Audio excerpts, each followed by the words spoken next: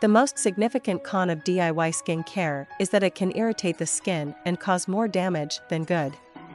Some ingredients can dry out the skin too much, causing flaking and peeling, while others may actually clog the pores, leading to breakouts.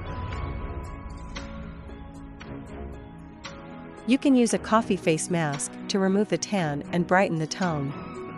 You may also use coffee to brighten your skin. It would provide exfoliation, boost collagen and elastin, and help with cell repair for a radiant glow. Today in this video, I will share Ayesha Omar Skin Care Secret Face Pack. Combine 1 tablespoon of coffee powder with 1 tablespoon of gram flour and pinch of turmeric in a bowl. Add 1 to 2 tablespoons of raw milk. Mix it well to form a paste and apply it on your face and neck evenly and gently. Let it dry for 15 minutes and then rinse off with cold water.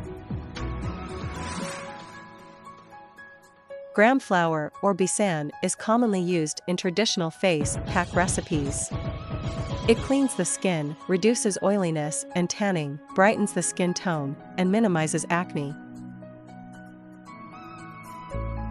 Coffee has exfoliation properties that help lower skin pigmentation and dark spots.